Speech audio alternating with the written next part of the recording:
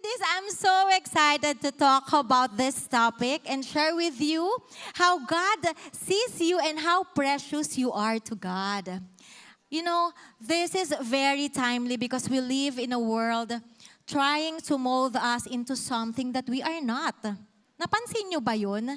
Diba? And constantly pressure us to conform to its way and adopt its values and force us to forget what we really are. Diba? Minsan nakakalimutan na natin, sino nga ba tayo? Kasi ang dami nating gusto, ang dami nating tinitingnan. Diba? Sa Facebook na lang diba? Gusto natin, ay gusto ko ganitong mukha. Sa makeup na lang ay I like this makeup, Korean. Diba? Kahit mukha ka naman Bombay. Diba? So, these are the pool of the worlds. So ano bang nagkukonsume sa inyo? Fame? Beauty? Or being envious on the things that you don't have? These ideas pull us away from God and influence us to be more like the world. So that is why the new series, Precious in His Eyes, is very relevant for all of us today. So, that you are beautiful the way you are, yun ang sabi ni Lord. Sino dito ang may mga dalang salamin? Ay, ang dami. Diba? Babae nga kayo. Sige, sige. I know you have even a small one. Meron dyan yung mga pang-powder natin. Diba? Can you get it? And all together, may sasabihin tayo sa harap ng mga salamin na yan. Ayan, naghahalungkat na sila. Ladies, sige. Bring it. Ay, pwede. O, di ba nakakuha siya, wala siyang powder, wala siyang salamin, pero meron siyang cellphone. Pang selfie. O, sige, yung cellphone nyo. Sige, ilabas nyo ang cellphone nyo. Labas nyo ang mga powder nyo, mga may salamin yan I want you to get it, and all together, let's say this. Are you ready, girls? Ladies? Okay. Tingnan nyo yung mga salamin nyo, and say, mirror, mirror on the wall.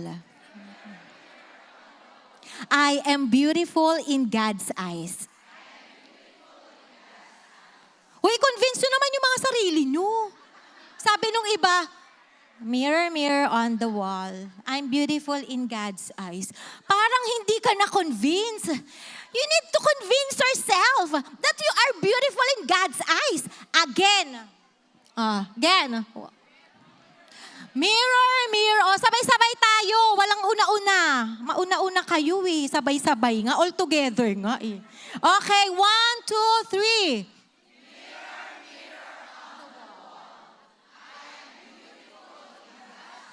Ayan, dapat ganyan. Convince tayo na maganda tayo, di ba?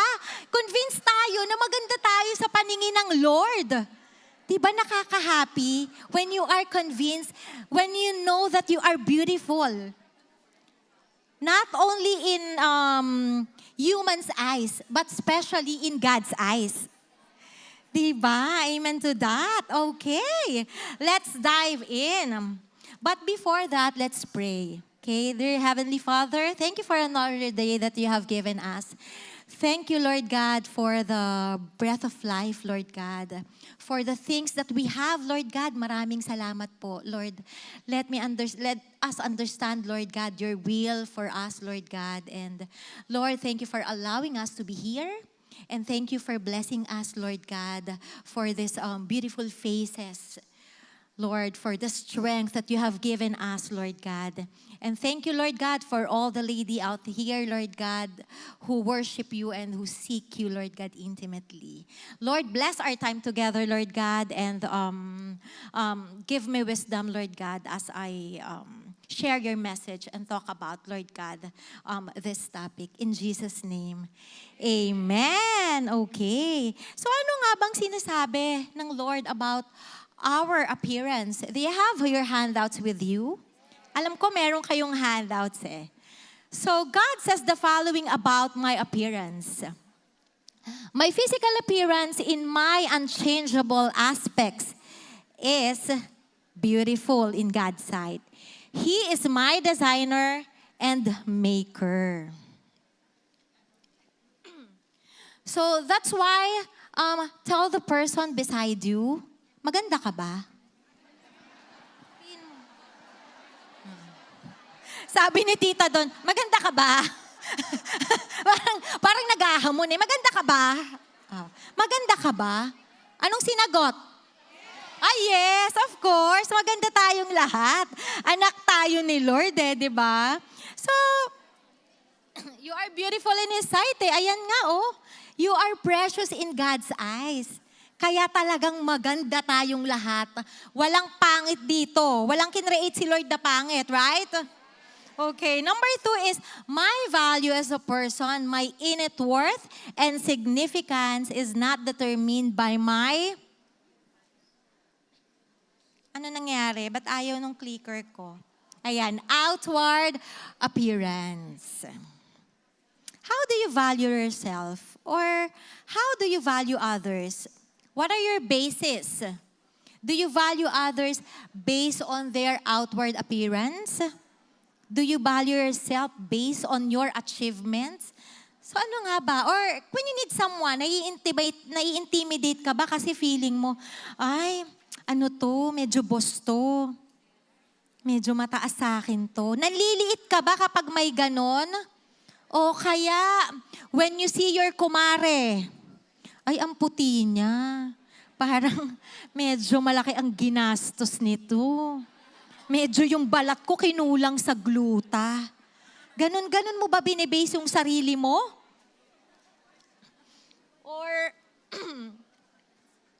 Or mine-measure mo ba siya sa kung anong laman ng puso mo? Sa kung anong laman ng puso nung kaharap mo? You know what? James Dobson wrote a wonderful book called Hide or Seek. It teaches how can we help your child to develop a healthy self-image and how to build the confidence in your child. And in that book, he says that the most highly valued personal attribute in our culture today is physical attractiveness. That's the most valued attributes. Imaginein mo, mas mahalaga na ngayon yung physical appearance rather than kindness, humility, or dignity.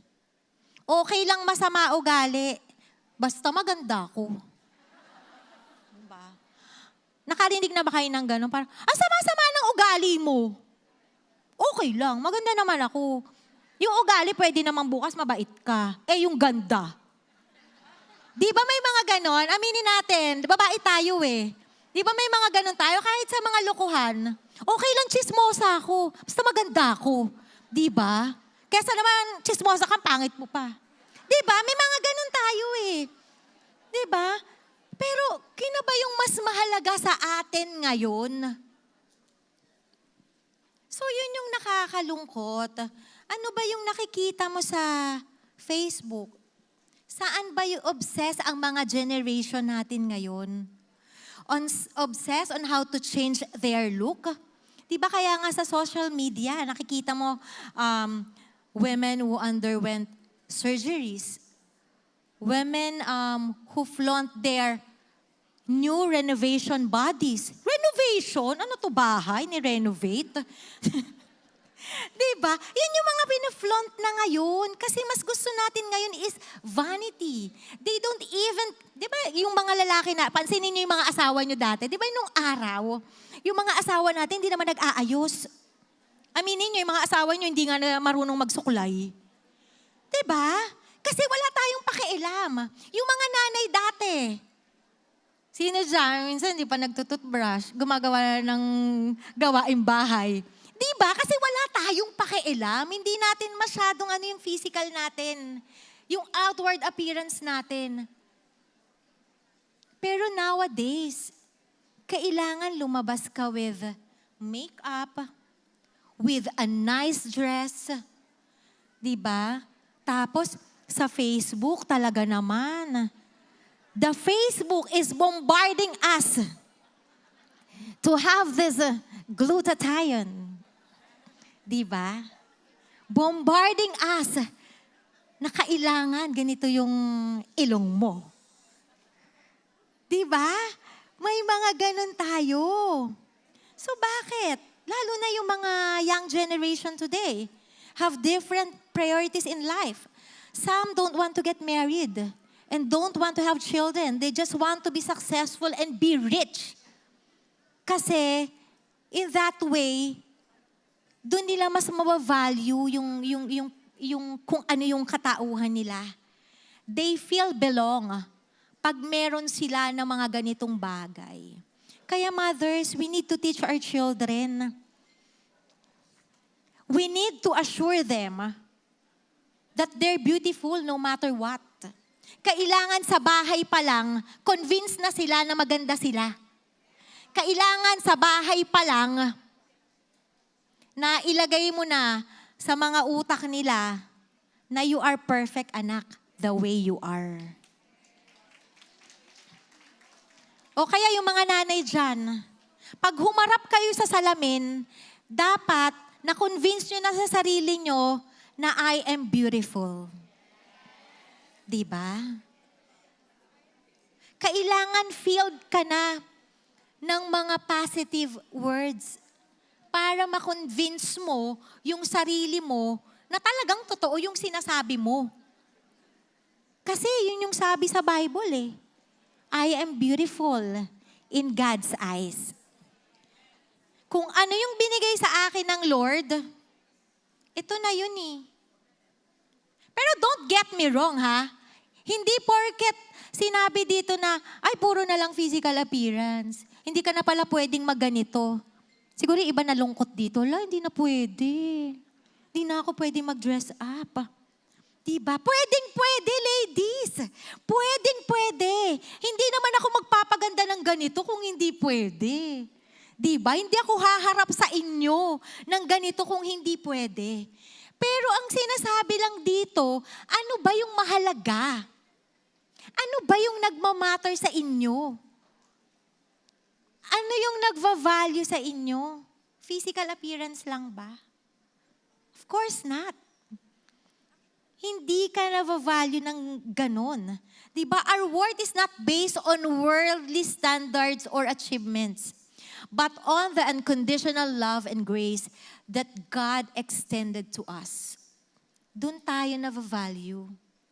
God says in His perfect eyes, you are beautiful and most valued person the way you are.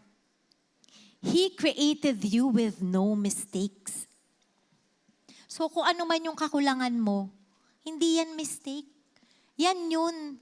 Maganda ka kahit ano ka pa. Our true value to God lies in the fact that we, His creation, loved by Him and redeemed through the sacrifice of His Son, Jesus Christ. Remember that, kapatid? Valuable ka sa Panginoon. Kaya nga in John 3:16, di ba? Anong binigay niya sa atin? His Son. Para i-redeem tayo. Hindi ka pa ba nun mahalaga sa Lord? Binigay niya yung kaisa-isa niyang anak para sa'yo at sa akin. Di ba? Dun pa lang maano ka na how precious am I to you, O God. Thank you, Lord. Andyan pa lang tayo, no? Pero punong-puno na, di ba? There's a book called Beauty and the Best by Deborah Evans. And in her book, she wrote, according to today's image cult, I'm to be as pretty as possible. If I hope to succeed professionally or sexually in today's world, my nails are to have no chips, cracks, or ridges. My lips must never be chapped or too pale. My complexion is to be as it loose, gritless, greaseless, and pitless as possible. With the wrinkles, crow's feet, and slightly hair, dry spots, molds, freckles, and smile lines kept to an absolute minimum. My teeth must not be yellow or crooked or uneven. My hair should be cut to complement my facial structure and conditioned to shine, bounce, curl, and not get frizzy. My body should match widely publicized dimensions for its height and frame size while strictly controlled at all times, especially in regards to eating and exercising. And I'm too passionate, just like any flab or cellulite on my body, so much that I'm willing to cut or starve. Nasa na ako? Nawala na ako. Myself to get rid of it. Once I've bought into this idea of beauty, there are countless products and services available to help me attain it. Thanks to today's multi-billion beauty industry, the problem is I never seem to be able to obtain the image they are selling me. Nakakalungkot, di ba? Na actually, you can have it all. If you have all the money, this is so easy to achieve. If you have all the resources, pwedeng-pwede. But the thing is this the thing that God wants you to do? Is this the one thing na kailangan mong gawin? I'm not saying that this is bad. Sometimes, we really need to level up. Siyempre, anak tayo ng Lord eh. Kailangan nating mag-makeup. Kailangan nating mag-dress up. Diba? Sometimes, we need to dye our hair. Ako marami na akong white hair. So, itinatago natin yan at ikinukubli. Diba? Kasi gusto natin maging presentable eh. Walang anak ng Diyos na hindi maganda. Diba? What I'm telling you is this. If this is the only thing that you are doing, if this is the only thing that you're always thinking, you really need to think twice. Kung nagpapakapagod kayo, kung nagpapakamatay kayong magtrabaho kasi nag-iipon kayong pangpagluta nyo, mag-isip-isip kayo, day. Diba? May nangangailangan. Meron kayong pera dyan. Pero sasabihin nyo, pwedeng sa iba ka na lang lumapit kasi may appointment ako ng facial care mamaya. I cannot lend you this money. I need to do this for the economy. Economy? Bakit? Kailangan ba na ekonomiya yung ganda mo? Kailangan na ekonomiya ng tulong mo. Diba? So yun lang yung gusto kong sabihin. Kung ikaw nagiging selfish ka na, nang dahil sa gusto mo maganda ka, kung paano ka binavalue ng tao, marami kang pera, pero you keep it to yourself, medyo yun yung hindi po maganda. Yun lang yung sinasabi ko, na hindi mo mabitaw-bitawan yung pera mo kasi kailangan mo lang sa sarili mo. At yun yung ayaw ng Lord. You are blessed to bless others. And as you bless others, makikita ng iba kung gaano kaganda yung puso mo. At kung maganda yung puso mo, anong lalabas? Diba, magsha-shine ka. Oh, diba, katulad ni Bebe Girl, so pretty. Diba, sabi niya, Bebe Girl. Huwag kang mag-alala, Bebe Girl din ako. Pa-bebe minsan. Diba, that's what I'm trying to say to you girls. So ano nga ba yung beauty in the Bible? Wait lang ha, inom lang po ako.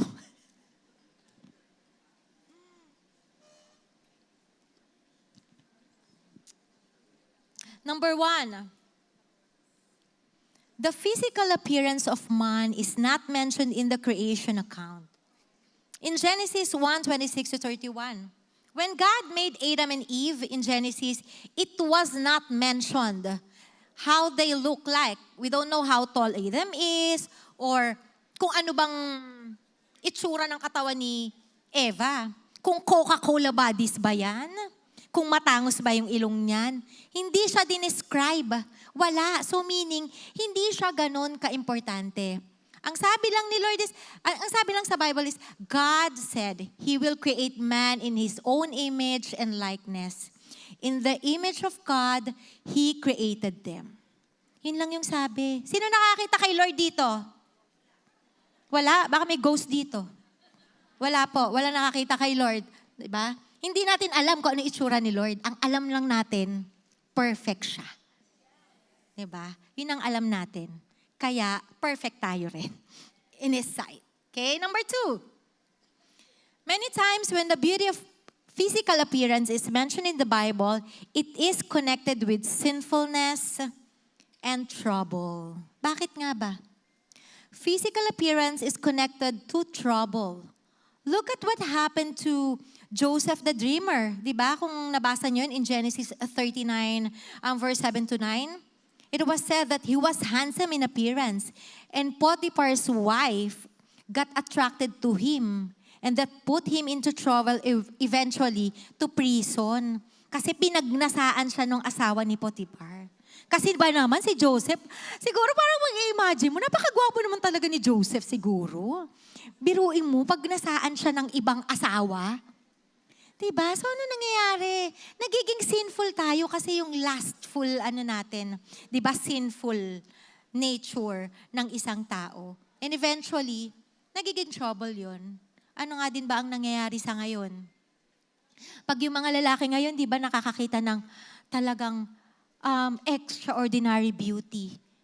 Diba ang dami ngayon, nakikita natin sa Facebook, daming na-rape. Ang daming dinudukot. Nagiging kasalanan siya kasi ayun yung sinful nature ng tao. Kasi dun lang sa outward appearance nakatingin. Right? Number 3, ano pa yung sinasabi? Beauty in the Bible. In the book of Esther, God used Esther's physical beauty to bring out His good plans to deliver His people. So hindi naman puro sin lang, hindi naman puro trouble lang. So ginamit din actually yung kagandahan ng isang babae sa Bible. Esther's beauty was used for a purpose. God used her beauty to allow her to be in a position of influence in the palace. Because of her exotic beauty, she was able to influence the king by exposing the evil plan of extermination of her people, the Jews. So yun yung ginawa kay Esther before. Number 4 is the Song of Solomon. Teaches that is a good thing for a husband or wife to enjoy and be delighted with the physical beauty of their spouse. Sino dito yung halos araw-araw sinasabihan ng asawa na, ang ganda mo naman, honey. Di ba? Di ba? Ako kasi lagi ako sinasabihan ng asawa ko niya, nakakainis siya. Sabihin niya sa akin, Sugar, alam mo, you're so beautiful. Tapos alam mo yung sasagot ko? Huy, ano ba yan? Ano? Papagalitan tayo ni Tita Diona dito. Bakit may pag-guest tayo dito? Diba? Kinilig kayo, girls, no? Andiyan ba sa likod yung mga husbands? Dapat nandiyan sa likod yung mga husbands pag may mga ganito eh. Para natututo dun sila eh. Diba? Or, ayan na, wala tuloy ako. Or kayo, sinasabihan nyo ba yung mga asawa nyo na, Love, ang pogi mo naman today. We need that. We need that. Physical attractiveness also benefits married couples. We have to enjoy that. Enjoy mo yung physical body ng asawa mo. Enjoy mo yung physical, outward appearance. Kailangan everyday ma-in love ka sa kanya kung ano man siya. And ladies, Kailangan nag-aayos tayo para pag nakita tayo ng mga asawa natin, talaga naman sasabihin, ang ganda mo. Diba? Hindi yung sasabihin, honey, amoy ulam ka. Alam ko ulam natin ngayon. Diba? Kasi hindi ka nag-ayos, kakaluto mo lang, tapos humarap ka na sa asawa mo. Diba? Kailangan ma-enjoy niya yung beauty mo. At kailangan ma-enjoy nyo din yung kakisigan ng ating mga asawa. Okay? Physical attractiveness also benefit married couples there to enjoy each other, and that is exclusive for the two of them. Not to be shared to anyone. The Bible reminds couple not to defile their bed. Sa inyo lang yan. Walang pwedeng humiga dyan. Si husband lang and si wife. Diba? Yun lang. Walang third party. Walang pwedeng umextra. Kayo lang. Number 5.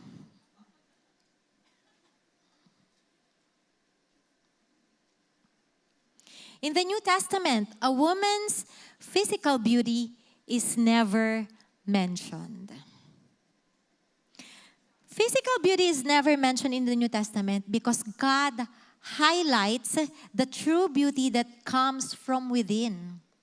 In 1 Peter chapter 3, verse 3 to 4, it says, "Do not let your adornment be merely outward, arranging the hair, wearing gold, or putting on the fine apparel. Rather, let it be the hidden person of the heart with the incorruptible beauty of a gentle and quiet in spirit, which is very precious in the sight of God." Okay, truth number 1 na tayo.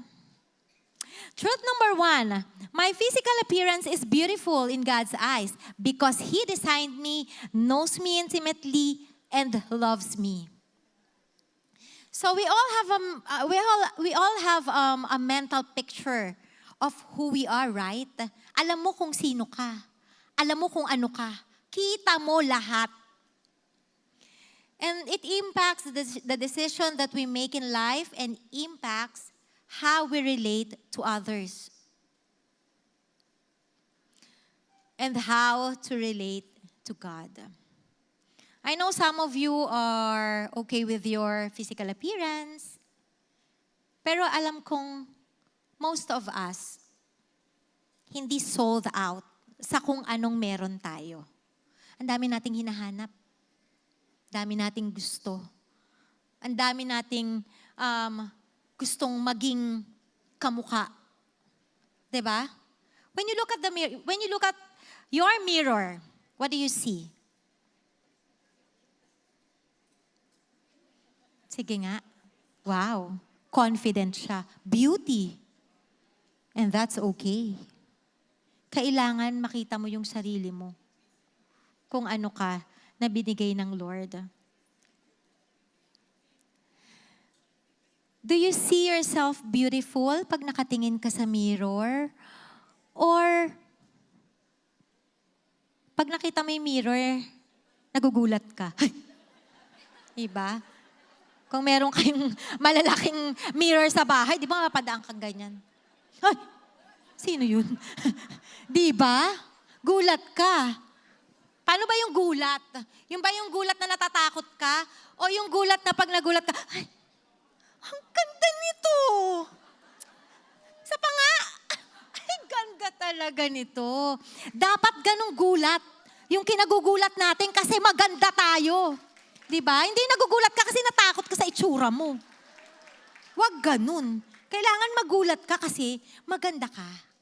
Diba? Kayo ba yung you always find it difficult to accept or to compliment others? When someone says, you are beautiful or you look good today, just simply say, thank you. Kasi tayong mga babae, pag sinabihin, uy girl, ang ganda mo naman today. Di nga, lang ang tulog eh. tayo. Go, girl. Diba? Mga babae talaga, diba? Diba? Every Sunday, ganyan, diba? Uy, ang ganda naman ng hair mo. Ay, ang ganda ng kulot mo. Freezing nga. Gusto ko nga magpa-reband eh. Diba? O kaya yung mga rebanded naman dyan, o kaya magaganda talagang straight na straight yung hair. Hindi kasi ako pinagpala sa hair. Kasi manipis ang hair ko. Pero I love it. So pagka yung iba naman sabihin, uy, ang ganda naman ng hair mo, straight na straight. Punta nga ako sa salon, gusto ko magpa-perm. Hindi makontento sa kung ano, di ba? Pag sinabihan ka, sabihin mo lang, thank you. Laging ina-example ng asawa ko.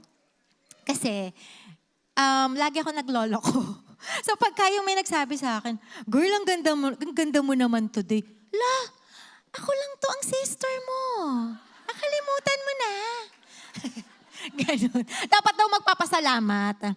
O kaya, pag sinabi, uy girl, ang ganda mo naman today. Wala pa nga akong tulog, girl, dami kong ginawa. Pagodan ng katawang lupa ko. Di ba, minsan ganun lang tayo. Pero, minsan, di ba, inaano natin, parang binobola naman ako nito. Sabi mo, anong gusto mo? Kape? Gusto mo kape? Di ba, ganyan? Gusto mo kape? Gusto mo libre? Pero, minsan, bakit ba tayo sinasabihan ng ganun? Kasi sinasabihan ka ng ganon, talaga naman kasi may nakikita sa'yo. Maganda ka kasi. Diba? O kaya maganda yung damit mo, maganda yung pagkakasuot mo, maganda yung mix and match mo dyan. Magpasalamat ka na lang. Kasi hindi natin nakikita yung ganda natin eh. Kasi nakafocus tayo dun sa wala tayo. Na kapag ka nakita, pag kami nagsabi sa yung ganon, feeling mo binobola ka. Pag may nagsabi sa yung ganon, iniisip mo, uutang to. Diba? Huwag ganon. Pasalamat tayo kahit utangan ka. Diba? Pasalamat ka. Sinabing, you're so pretty, you're so gorgeous. Thank you. Pautang naman dyan. Uy, wag din ganon na. Kailangan pagka kinlompliment nyo yung tao, huwag nyo na mautangan. Diba? Minsan we find it difficult to appreciate our beauty because sometimes we are too busy comparing ourselves to others. But God wants you to know that He sees you perfectly beautiful in His eyes because He created each one of us beautiful in His own image and likeness. In Psalm 139, verse 13 to 18, for you created my innermost parts. You wove me in my mother's womb. Imaginein mo, God formed every part of our being in our mother's womb. God has planned every part of your being. He doesn't make a mistake. You are perfect in God's eyes. Alam niyo ba yung pagka nasa loob na siya, di ba? Na parang, ang sabi nga din dito, no? Pagka yung ginawa, di ba, alam niyo yung mga weaver? Yung mga naghihibla-hibla. So, kailangan talagang yung pattern niya, planado. So, ganun tayo ginawa ng Lord. Hindi siya nagkamali. In 14, I will give thanks to you because I am awesomely and wonderfully made. Wonderful are your works, and my soul knows it very well. Sometimes we are so ignorant that we tend to forget how fearfully and wonderfully we were all made by God. That we are so focused on ourselves because of this self-centered attitude. We become ungrateful. We fail to appreciate the awesomeness of our being. Nakakalimutan natin na magpasalamat sa kung sino ang tunay na gumawa sa atin. In 15, my frame was not hidden from you when I was made in secret and skillfully formed in the depths of the earth. Your eyes have seen my formless substance, and in your book were written all the days that were ordained for me, when as yet there was not one of them. How precious also your thoughts for me. God, how vast is the sum of them. Were I to count them, they would outnumber the sun. When I awake, I'm still with you. So, bibilisan ko na lang. So, in verse 17, actually in 16, with God there are no accidents. God created you with an eternal purpose in His mind. We will not see this when we don't cultivate our relationship with Him.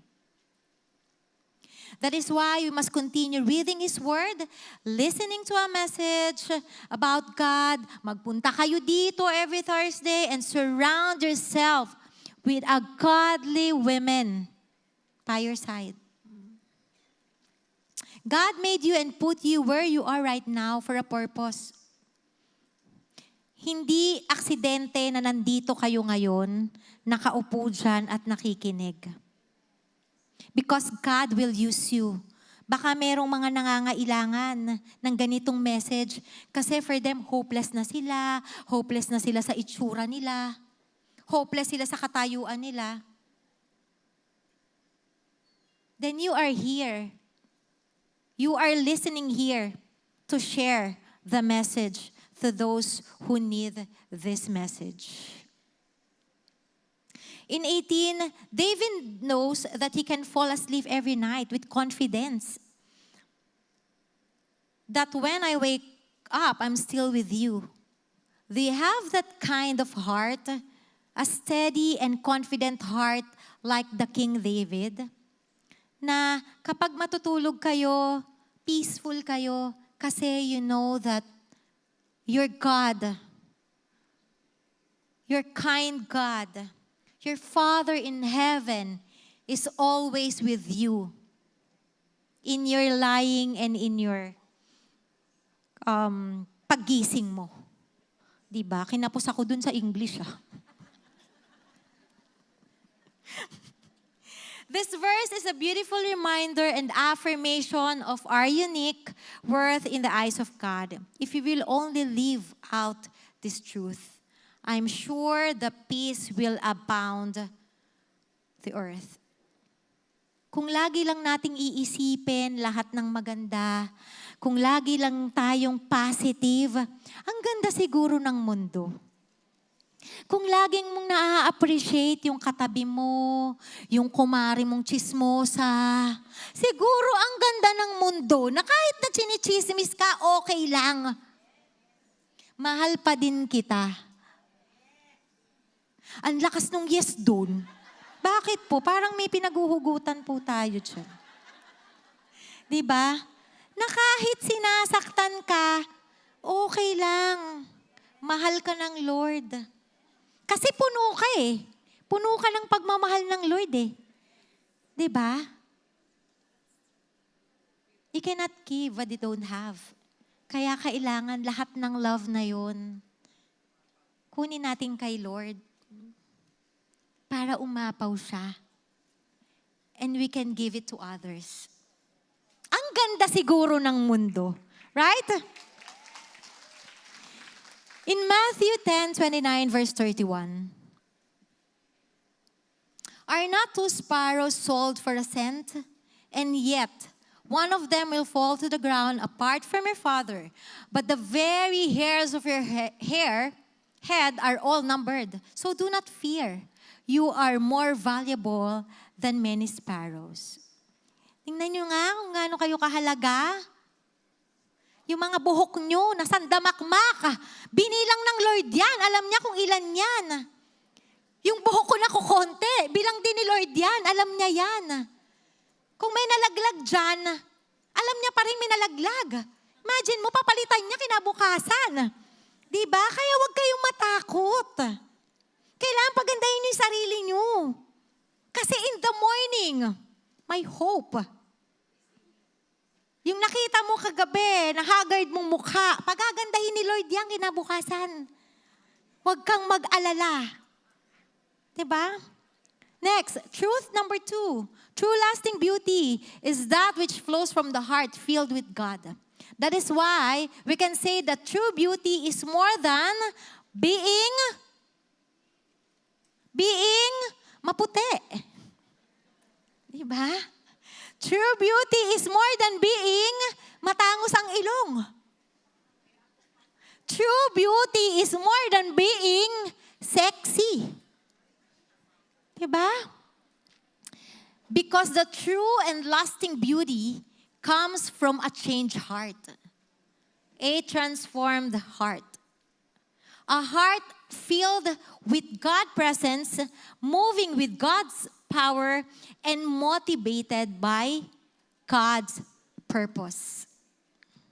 Yun yung unahin natin, kung ano yung purpose ng Lord sa buhay natin. Kasi afterwards, kung pinulfill mo yung purpose ni Lord sa buhay mo, blessing na lang yung makita natin. Ay, ba't parang iba ako? Pansinin nyo, di ba yung mga nakakapansin na parang, ayoko makita yung dati kong picture. Kasi parang iba ako doon. Niloloko kasi yung anak ko. Sabi ko, anak, tignan mo yung picture mo. Sabi niya, ayoko makita yan, mami. Oo nga, anak. Parang itong picture na to, parang monkey stage ka. Sino may mga Pomeranian dito? Di ba pagka yung aso? May monkey stage yung naglalagas yung buhok. Pero kapag ka naging adult na, nagiging blooming. Di ba? As you age, talaga namang parang mas gusto ko yung itsura ko ngayon. Diba? Lalo na yung mga Kristiyano, yung mga naging Kristiyano na talaga, ha? Parang iba ako ngayon. Iba yung ganda ko ngayon nung nakay Lord ako. Diba? Parang minsan kahit paggising ko palang, ay, ang ganda ko. Diba may ganun tayo? Yung ang ganda ng gising mo, yung ang ganda-ganda ng gising mo, iba eh. Pag nakay Lord ka, shining ka. Hindi yung shining na parang kukuhanin ka na ni Lord, hindi ganon. Yung shining ka lang, glowing ka lang, iba yung aura mo, maganda. Diba? Yun yung sinasabi ko. So man looks at the outward appearance, but God looks at the heart. But the Lord said to Samuel, do not look at his appearance or the height of his stature, because I have rejected him. For God does not see as man sees. Since man look at the outward appearance, but the Lord looks at the heart. Kasi ano tayo mabilis tayong madistract sa kung anong nakikita natin. We get easily attracted by physical appearance, but God reminded the prophet Samuel that the next king of Israel will be a man with a heart of God. These verses teaches us that God values inner qualities such as your obedience to Him, your love for Him and for others, and your humility. Doon nakatingin si Lord more than your outward appearance. Number 2, outward beauty is fleeting. Charm is deceitful and beauty is vain. But a woman who fears the Lord, she shall be praised. Therefore, do not lose heart, but through our outer person is decaying, yet our inner person is being renewed day by day in 2 Corinthians 4:16. A woman who fears the Lord knows her worth in the Lord. We will age. Eventually, we will age. Our wrinkles showed, yung mga puting buhok natin, makikita yan, kukulubot yung mga balat natin, kahit gaano mo pa ginluta yan, kahit ano pang in-inject mo dyan. Diba? Mawawala din yan. I just remember when I was suffering from my hormonal imbalance, I feel so weak every day. Na-feeling ko, matitegi bambam na ako. Kasi hinang-hina ka. Di ba may mga hormonal imbalance tayo. So hinang-hina ako. Pero you know what? As I seek God, as I walk with Him every day, na kahit na alam kong mahina ka na feeling mo, kukunin ka na niya, you're at peace. Kasi alam kong hiram lang naman yung buhay ko eh. Alam ko na even my body is decaying, my spiritual is renewed day by day. So, yun siya. May mga mood swings din ako. Alam mo yun, sobrang hirap ng pinagdaanan ko. And until now, may mga ganun-ganun pa din ako. So please pray for me, ladies. Kasi hindi ako palaging active. may mga higa moments ako. Because I'm suffering from panic attack and depression because of my hormonal imbalance. At the age of 42, wala na. Nag-menopause na po ang lola nyo. Yes, I'm 46 by the way. Kaka-46 ko lang po. 46 and I'm feeling 26. Huwag kayong dyan. Bala kayo dyan. Maganda ako. Number 3. We now live in a temporary body, but we will be given a spiritual body that will last forever. For we know that if our earthly tent, which is our house, is torn down, we have a building from God, a house not made by hands, eternal in the heaven. In 2 Corinthians 5, verse 1. My question is, where are you investing? Are you investing in your temporal body? On the things that is temporary? Or are you investing on eternal things? Eternal. Tell the person beside you, your physical body won't last forever. Invest on your physical well-being. Strengthen your faith. Rather than sa body nyo. Yung physical appearance. Kasi temporary lang yan. Girl, kukulubot ka din. Huwag masyado dyan. Strengthen mo yung talaga. Yung iyong faith. You know that will help you stay vibrant and fresh. Share the gospel to others. Doon kayo mag-ubos ng lakas. Gusto nyong maging fresh? Refresh others. Kasi pag nirefresh nyo yung others, after nyo mag-share, you feeling fresh. Ang sarap kasi sa feeling eh. Right? Prioritize and invest on the things that will last forever. Do you know what? I mean, it's not a sin to take care of yourself. But make sure to put God first. Make your spiritual body that will last forever a priority. Number 4, our bodies are the temple of the Holy Spirit. Or do you not know that your body is a temple of the Holy Spirit, whom you have from God, and that you are not your own? For you have been bought for a price. Therefore, glorify God in your body. How do you take care of your body, ladies? What are you doing to your body? Paano ba inaalagaan yan? How do you glorify God through your body? Paul wrote this letter to the church in Corinth to rebuke them of their sins. Kasi nung mga time na yon, dun sa church nila, ang daming nangangaliwa.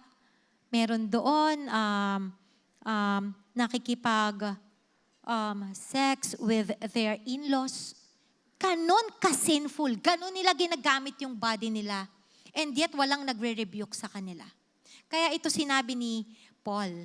So if you're in Christ, you must glorify God with your body. You need to be conscious on how you're using it. Diba? For example, some Christians are, diba, may mga double life. Aminin natin yan. Nowadays. Ngayon, tattoo is a hot topic. Even Christians. Diba? So many people are covered by tattoos.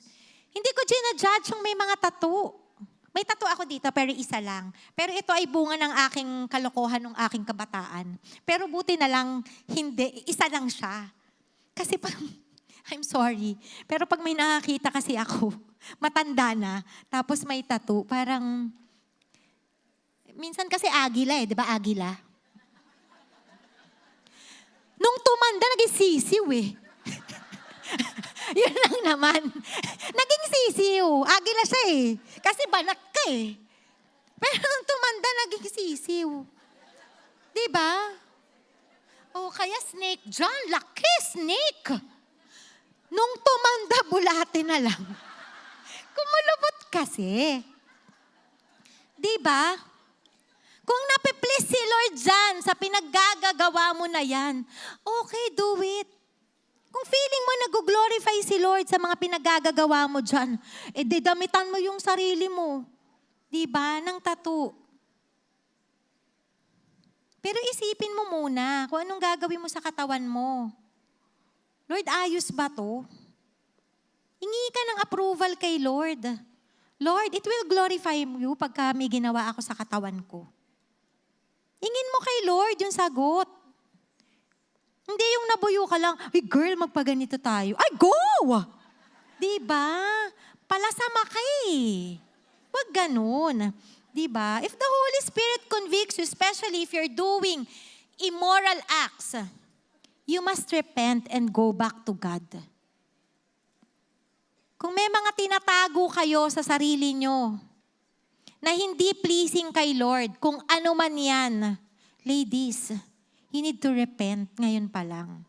Ako naging habit ko mag-pray ngayon na, Lord, if there's anything in me na hindi ko nakikita, na mali pala, pero hindi ako aware, hindi ako conscious, Lord, bring it to light. Pakita mo sa akin, Lord, so I can repent. So I can change.